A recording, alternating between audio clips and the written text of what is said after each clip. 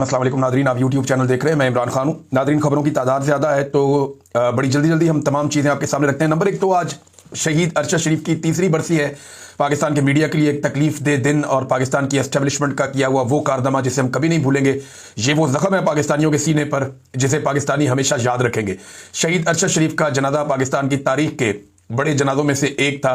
पाकिस्तानियों ने बताया कि वो कौम का बेटा है, कौम उसके साथ खड़ी है और उसके कातिलों को कभी माफ़ नहीं करेगी।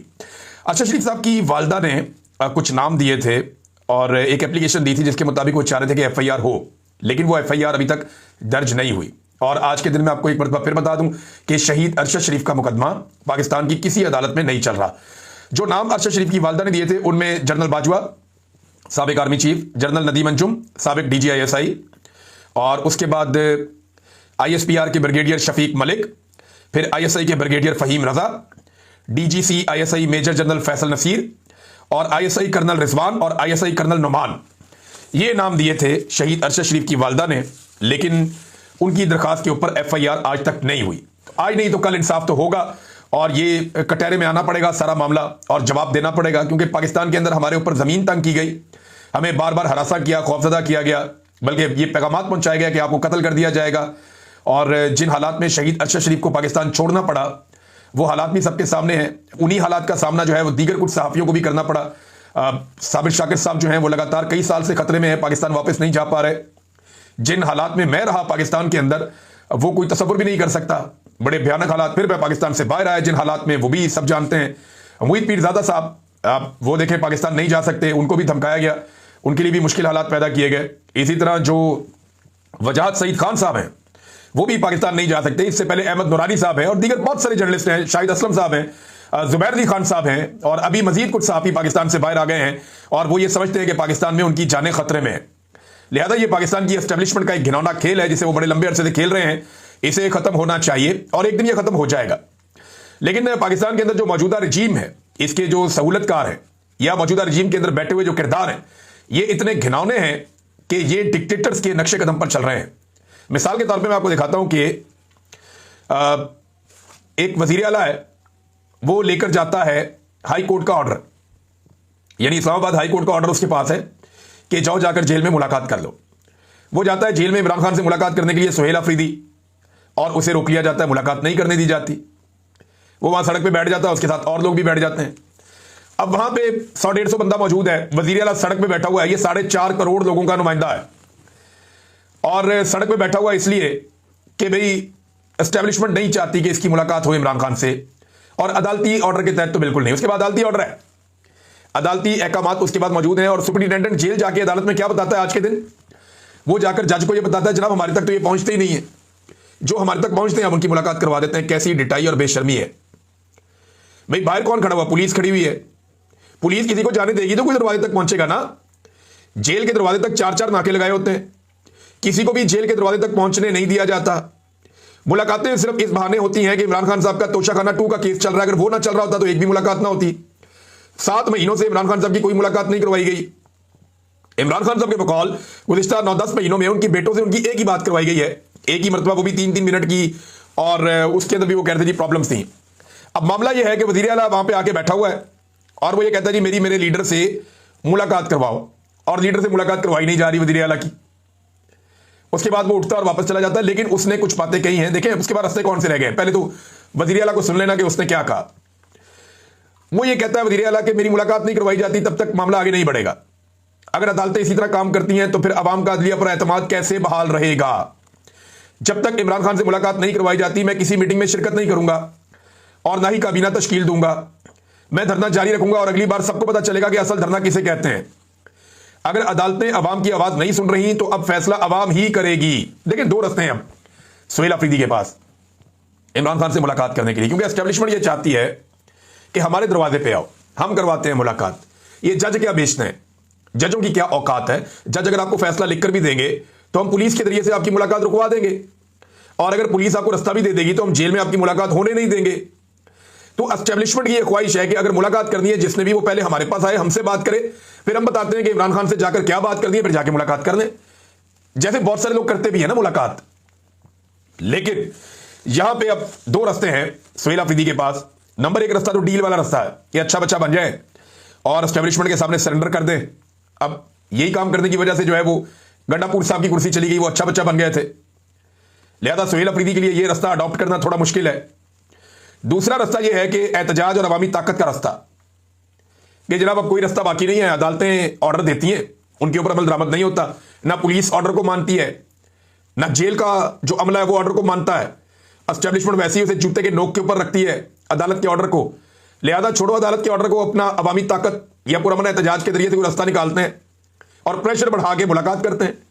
तो दूसरा रास्ता तो अब सुहेल अफरीदी के पास ये है। अब देखना यह है कि उन दो रास्तों में से वो कौन सा रास्ता चुनते हैं। एक और चीज नाजरीन, ये जो टिकटॉक और हुकूमत है ना, ये अपने दादा के नक्शे कदम पे चल रहे हैं। दादा मैंने कहा तो याद रखिए कि दादा जो थे, सियासी दादा, वो जनरल ज़ियाउल हक थे मरियम नवाज के। क्योंकि पीपल्स पार्टी भी ये कहती रही और बहुत सारे ये लोग कहते रहे, बल्कि मियां साहब खुद इसको बड़े फख्र समझते हैं कि इनके जो रूहानी वालिद हैं वो जनरल ज़ियाउल हक हैं, और जनरल ज़ियाउल हक ने ही इनको वो सियासत सिखाई है जो ये अब तक करते चले आए हैं। अब इंटरेस्टिंग बात यह है कि ज़ियाउल हक ने एक पाबंदी लगाई थी, और वो पाबंदी ये थी कि कैदी जो है वो सियासत नहीं कर सकते या सियासत पे गुफ्तगू नहीं कर सकते। यानी जितने कैदी हैं ना, चाहे वो थाने के अंदर बंद हैं, जेल के अंदर बंद हैं, वो सियासी गुफ्तगू नहीं कर सकेंगे, उन्हें इजाजत नहीं है कि वो सियासी बातचीत कर सकें। ये ज़ियाउल हक ने एक पाबंदी लगाई हुई थी, क्योंकि ज़ियाउल हक अपने सियासी मुखालिफिन को डालता था जेल में, और उसने एक पाबंदी लगा दी कि जनाब जेल के अंदर जितने भी बंदे हैं वो सियासी गुफ्तगू नहीं कर सकते, ना लिख सकते हैं, ना बोल सकते हैं, ना कोई पैगाम दे सकते हैं। ये पाबंदी, सियासी बातचीत वो लोग नहीं कर सकते, ये पाबंदी ज़ियाउल हक ने लगाई थी। अच्छा, ये जो पाबंदी थी, ये इसकी शिक 265, ये 265 जो है इसके खिलाफ अदालत में चले गए थे पाकिस्तान तहरीक इंसाफ के लोग, और सरदार एजाज इसहाक खान साहब ने यह फैसला किया था कि पाबंदी नहीं रहेगी।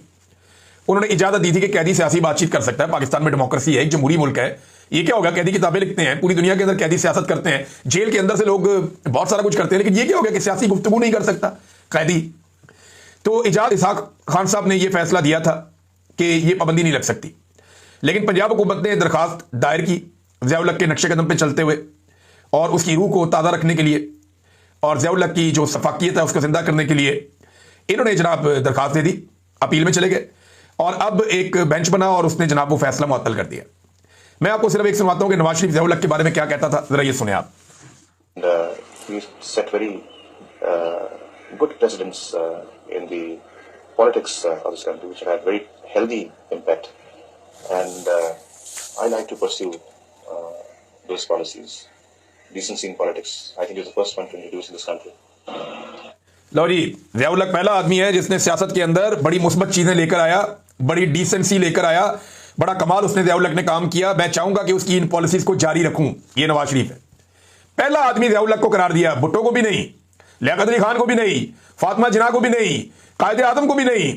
लेकिन कैसे जूते पॉलिश करते थे कि मरे हुए डिक्टेटर के भी जूते पॉलिश कर रहे थे। ये जनाब नवाज शरीफ साहब थे, और आज उनकी बेटी ने साबित किया कि अपने रूहानी दादा जनाब ज़ियाउल हक साहब को वो फॉलो करेंगी और उसी रास्ते पर वो चलेंगी, और उस रास्ते पे चलते हुए उन्होंने साबित किया कि जैसा ज़ियाउल हक था, वही सोच जो ज़ियाउल हक की सोच है, वही आज नवाज शरीफ की और मरियम नवाज की सोच आज भी जिंदा है, और ये उसी रास्ते पे चल रहे हैं। नाज़रीन, तारिक फजल चौधरी साहब जो हैं वो अपने उस मौक़िफ़ के ऊपर डट गए हैं, और उन्होंने कहा जी बिल्कुल करें, पाकिस्तान तहरीक इंसाफ दरख्वास्त दे, उन्हें संजीदगी पता चल जाएगी इस ऑफर की। हम इमरान खान को बनी गाला शिफ्ट करना चाहते हैं, तहरीक इंसाफ अगर इस हवाले से दरख्वास्त दे तो उनको पता चलेगा कि हम कितने संजीदा हैं। लेकिन दूसरी जानिब हामिद खान साहब ने इसका जवाब दिया है, और हामिद खान साहब ने जब उनसे सवाल किया गया, अमाद अहमद साहब ने सवाल किया कि क्या पीटीआई इमरान खान की बनी गाला मुंतकली की कोई दरख्वास्त देगी, उन्होंने कहा हरगिज नहीं, हमें किसी को कोई दरख्वास्त देने की जरूरत ही नहीं है, क्योंकि उनको जेल के अंदर गैर कानूनी कैद में रखा गया है। चाहे उनको बनी गाला ले भी जाए तब भी वो गैर कानूनी कैद में होंगे। तो एक आदमी गैर कानूनी कैद में है तो उसकी मुंतकली की हम दरख्वास्त क्यों दें। ये जनाब हामिद खान साहब ने इसके ऊपर अपना मौक़िफ़ दिया है। नाज़रीन, पाकिस्तान में एक रुला और पड़ गया, सब्जियों की कीमत बहुत ज़्यादा बढ़ गई है, और ये अनएक्सपेक्टेड बढ़ गई है, यानी बढ़ती है हर साल। जब कोई सब्जियों की जब एक टाइम आता है जब नई सब्जियां आनी होती हैं, और आपका थोड़ा सा कभी कभी प्रॉब्लम हो जाता है, पॉलिसी के अंदर हो जाता है, और वैसे भी महंगाई बढ़ती रहती है वक्त के साथ साथ, हर दौर हुकूमत में बढ़ती रहती है। ऐसा नहीं है कि चीज़ों की कीमत हमेशा वही रहेगी, हमेशा उससे थोड़ी थोड़ी बढ़ेगी, लेकिन वो एक परसेंटेज के हिसाब से बढ़ती है। लेकिन यहाँ जो कीमत बढ़ी है वो बहुत ज़्यादा एकदम फ्लक्चुएट कर गई, बहुत तेज़ी से ऊपर चली गई। यानी अभी लोग कहते हैं कि जी वो 500-600 रुपये का तो कहते हैं टमाटर ही हो गया, बहुत बहुत महंगा। कई लोग बताते हैं, जो बहुत कम बताते हैं वो भी कहते हैं जी 400 रुपये का। अब ये रोला पड़ गया, ये हुआ क्यों? देखिए, पाकिस्तान में सैलाब आया, अब सैलाब के असरात तो आएंगे और अब वो आपके ऊपर आहिस्ता आहिस्ता आ रहे हैं। एक वजह तो ये है कि लाहौर में और बड़े शहरों में जो सब्जियां पहुंचती थी वो दरियाओं के किनारे उगाई जाती थी, और आपके रावी के किनारे पे या आपके सतलुज के किनारे पे या आपके चनाब के किनारे पे ये बड़े पैमाने पे वहां पे सब्जियां लगाते हैं किसान, और वो मार्केटों में आती हैं। मुझे ऐसा लगता है कि ये बहरान उसकी वजह से बढ़ गया। दूसरा बहरान देखें, बढ़ने की एक बड़ी वजह हुकूमत की नाअहली भी होती है। इतनी बड़ी प्रॉब्लम नहीं होती जितना हुकूमत उससे बना देती है। हुकूमत अगर विजिलेंट रहे तो जो बीच में माफिया होता है या ऐसे लोग जो चीज़ों को शॉर्टेज पैदा करके मसनूई उनकी कीमत को ज़मीन से आसमान पर ले जाते हैं और बेशुमार पैसा अपनी जेब में डालते हैं, ये पैसा किसान को नहीं मिलता। किसान तो बेचारा अपने खेत के ऊपर से अपनी सब्जियां उन्हीं कीमतों में दे रहा है, या थोड़ा बहुत ऊपर चली जाएगी, किसान को उतना मुनाफा नहीं मिलता जितना मुनाफा मिडलमैन या जितना मुनाफा वो लोग कमा लेते हैं जो माफियाज की तरह मार्केट में काम करते हैं। तो इसको रोकने के लिए हुकूमत को अपनी जिम्मेदारी अदा करनी चाहिए। ये हुकूमत ही की रिस्पॉन्सिबिलिटी है कि सब्जियों की कीमतें हों, अनाज की कीमतें हों या बाकी चीजें जो लोग इस्तेमाल करते हैं उनकी कीमतें हों, उनको एतदाल पे रखे। देखिए, कीमतें बढ़ेंगी, पूरी दुनिया में बढ़ती हैं, लेकिन इस अंदाज में नहीं बढ़ती जैसे पाकिस्तान के अंदर लोग आवाम की जेब के ऊपर डाका डाल देते हैं। जो चीनी का स्कैंडल है, जो आटे का स्कैंडल है, वो अभी फिर कीमत बहुत तेजी से बढ़ती जा रही है आटे की। पाकिस्तान में एक बहरान पैदा हो रहा है आटे का, और आने वाले दिनों में इसमें मजीद शिद्दत आ सकती है अगर हुकूमत ने सही पॉलिसी ना अपनाई तो। अगर किसानों को सही सपोर्ट प्राइस ना मिली और उनको फैसिलिटेट ना किया गया तो आने वाले वक्त में आटे का बहरान मजीद शिद्दत इख्तियार कर जाएगा। वैसे भी कई जगह पे लोग जो है वो हड़ताल पे चले गए हैं और हड़ताल पे जाने के दावे मजीद किए जा रहे हैं कि हुकूमत हमारे साथ ज्यादती कर रही है। नाज़रीन, हफीज पाशा साहब एक बड़े सीनियर इकोनॉमिस्ट हैं, उन्होंने भी और मिफ्ता इस्माइल साहब ने भी इवन जियो टीवी के ऊपर, हालांकि जियो न्यूज इन चीज़ों पे बात नहीं कर रहा था लेकिन अब सबकी पसली जवाब दे गई है, वहां पे भी अब प्रोग्राम हो रहे हैं अब इकोनॉमी को लेकर। उन्होंने एक बड़ा खौफनाक स्टेटमेंट जारी किया। इन्होंने कहा जी कि सरमायाकारी का लेवल हद से ज्यादा गिर चुका है। सनती शोबे में सरमायाकारी 25 साल पहले के मुकाबले में भी कम है, ये डॉक्टर हफीज पाशा साहब कह रहे हैं। अब रीजन क्या है देखें, एक तो रियल स्टेट के अंदर लोगों ने सरमायाकारी पाकिस्तान में शुरू की जिसका कोई आउटकम नहीं होता। ये तो पैसा बनता है, लोग लेकर पाकिस्तान से बाहर भाग जाते हैं, और रियल स्टेट में लोगों ने बहुत तेजी से पैसा बनाया, लेकिन जो सनतें हैं वो रुक गई पाकिस्तान में। पाकिस्तान एक ज़रई मुल्क है, पाकिस्तान का दूसरा बड़ा शोबा जो है वो सनतें हैं, लेकिन इन दोनों शोबों के अंदर पाकिस्तान लगातार नीचे जा रहा है और सिर्फ रियल स्टेट में लोगों ने पैसा पाकिस्तान में बनाया है। और ये वो उन पॉलिसियों का नतीजा है जो पाकिस्तान की मिलिट्री एस्टेब्लिशमेंट ने और मिलिट्री डिक्टेटर परवेज मुशर्रफ ने यहां पर राइज किया था, और उस वक्त से लेकर अब तक पाकिस्तान लगातार नीचे ही जा रहा है इकोनॉमी के मैदान में। सवाई रियल स्टेट के कोई भी शोबा आपका ऊपर नहीं जाता और लोग उसमें अरबों खरबों बनाकर निकल जाते हैं। बड़ी बड़ी कंपनियां जो है वो पाकिस्तान में अपना बिजनेस बंद करती जा रही हैं, मल्टीनेशनल कंपनियां पाकिस्तान से भाग रही हैं, तो सरमायाकारी पाकिस्तान में बिल्कुल ही नहीं आ रही, और जो आ रही है वो सनदी शोबे में बिल्कुल नहीं है, और ये 25 साल से भी पीछे पाकिस्तान उससे नीचे चला गया कहीं पे। और ये भी इन्होंने बताया कि लगभग 47% तक दावा किया गया कि लोग गुर्बत की लकीर से नीचे चले गए, और इसके अलावा यह भी बताया गया कि जनाब जो बेरोजगारी है उसकी शरह में मजीद इजाफा हो गया है। नाज़रीन, एक और मामला है, ये राणा सिकंदर साहब हैं, सूबाई वजीर हैं पंजाब के एजुकेशन के। इनसे पहले मुराद राज साहब थे, वो उन्होंने प्रेस कॉन्फ्रेंस की और वो उस्मान मुज़दार और उसके दौर के अंदर वहां पे थे वजीर आला, उन्होंने भी कोई खास काम नहीं किया था एजुकेशन में। सवाई इमरान खान साहब के एक तो इकदाम थे जिसमें उन्होंने कहा जी सबका सिलेबस एक जैसा होगा, वो बड़ा ज़बरदस्त काम था कि सारे बच्चे एक जैसा सिलेबस पढ़ेंगे और यूनिफॉर्मिटी होगी पाकिस्तान में, सब इकट्ठे एक तरह रहेंगे। कुछ इकदाम इमरान खान साहब ने अच्छे करवाए थे, लेकिन कोई इनकलाबी इकदाम उस दौर में भी नहीं हुए। अब ये राणा साहब आ गए हैं और इन्होंने शरीफों का वो फार्मूला अडॉप्ट कर लिया कि एक आधा स्कूल सजाओ, उस पर झंडियां लगाओ, उस पर नए पेंट कराओ और उसकी बेहतरीन से बच्चों को यूनिफॉर्म पहनाओ, अच्छे से बेंच वहां पे रख के और उसकी जनाब वीडियो बना के आप सोशल मीडिया पे डालो। अब लगातार ये लोग ये काम कर रहे हैं, यानी एक सरकारी स्कूल है और वजीर तालीम ने कम से कम 5 ट्वीट्स की हैं, ये पंजाब में इन्होंने 5 ट्वीट्स कर दिए एक स्कूल को लेकर। ये 5 में स्कूल एक ही है, यानी एक ही स्कूल की अलग अलग वीडियो और तस्वीरें लगाकर तासुर दिया जा रहा है कि शायद हर सरकारी स्कूल में सहूलियात दी गई हैं, जबकि ये एक model Nawaz Sharif school of excellence है। यानी आप एक स्कूल को ठीक करके ये तो नहीं कह सकते कि पूरे पंजाब की एजुकेशन ठीक हो गई है। मैंने शहबाज शरीफ साहब ने एक कॉन्फ्रेंस की थी, नौजवानों को बुलाया था 2010 में गालिबन, तो उसमें मैं भी गया था। मैंने शहबाज शरीफ साहब को वहां पे एक तजवीज़ दी थी कि अगर चाहते हैं आपके पीने का पानी साफ हो जाए पंजाब में, तो सरकारी अफसरान आप और आपके वुज़रा और आपकी सारी काबीना और MPA MNA सारे नलके से पानी पिए, सरकारी पानी साफ हो जाएगा। दूसरा मैंने उन्हें कहा था अगर आप कहते हैं और आप ये चाहते हैं कि तालीमी निज़ाम पाकिस्तान में ठीक हो जाए, तो आप अपने घर के बच्चों से शुरू करें, तमाम ब्यूरोक्रेट्स को, तमाम काबीना को, तमाम MPAs MNAs को और अशराफिया को बाउंड करें कि वो अपने बच्चों को सरकारी स्कूलों में भेजें। और साथ मैंने ये भी कहा था कि ऐसा नहीं करना आपने कि एक ही सरकारी स्कूल को ठीक करके सारे बच्चे अपने उसमें दाखिल करवा दें। नहीं, जो जो जहां रहता है, जिसका जहां इलाका है, वो वहां पे सरकारी स्कूलों में अपने बच्चों को भेजे, तो फिर ये सरकारी स्कूल भी ठीक हो जाएंगे।